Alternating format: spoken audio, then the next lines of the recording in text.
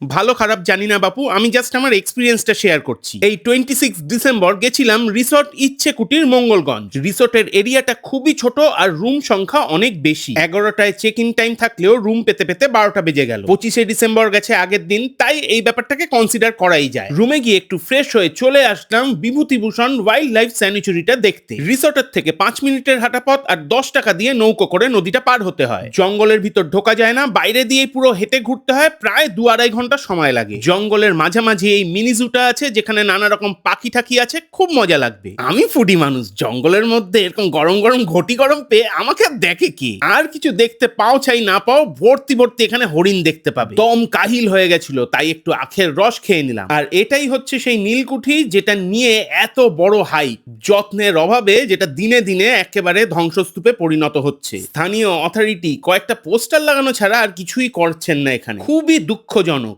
আমাদের রিসোর্টে খরচ পড়েছিল 2000 টাকা পার হেড। ডিলাক্স রুম নিয়েছিলাম যার মধ্যে খাওয়া দাওয়া সবকিছু ইনক্লুডেড ছিল। রিসোর্টটার মেইনটেনেন্সের খুব অভাব, সেটা আমি ওনাদেরকে জানিয়েছি। লাঞ্চে ছিল ভাত, মাছের মাথা দিয়ে ডাল যেটাতে মাছের মাথা ছিল না, গোল আলু ভাজা, পটল চিংড়ি, ধোকার ডালনা যেটা পিওরলি একেবারে ধোকা, যার মধ্যে এক ফোঁটাও ডালনা কিছু ছিল না। খাবারগুলো যদিও প্রত্যেকটাই অস্বাভাবিক টেস্টি ছিল। আর ছিল 1 পিস করে কাতলা মাছের ঝাল, চাটনি, পাঁপড় আর দই মিষ্টি। ইনি হচ্ছেন লাড্ডু বাবু, আমার মেয়ে নাম দিয়েছে। আমরা বাইরে বসেই খেলাম, ওনাদের ভেতরেও একটা বসার জায়গা আছে কিন্তু সিট খুবই লিমিটেড। বিকেলে ওনাদের 1 আওয়ারের একটা বোট রাইড ছিল যেটা ওনারা করাতে পারলেন না। সন্ধ্যা হতে না হতেই ঘরে চলে আসলো চিকেন পকোড়া আর চা। আমরা আলাদা করে রামদার ব্যাম্বু চিকেন অর্ডার করেছিলাম, যেটাও খেতে মোটামুটি সুস্বাদুই ছিল। কতটা সুস্বাদু ছিল সেটাই প্লেটটা দেখলেই বোঝা যাচ্ছে। রাত্রি 8:30 নাগাদ শুরু হলো the most hype night tour, সেই ঐতিহাসিক মঙ্গলগঞ্জের নীলকুঠির ভ্রমণ।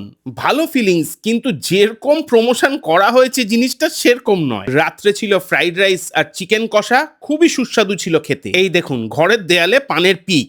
লোকজনদের আর কি বলবো। ব্রেকফাস্টে ছিল লুচি, তরকারি, মিষ্টি এবং ডিম সিদ্ধ।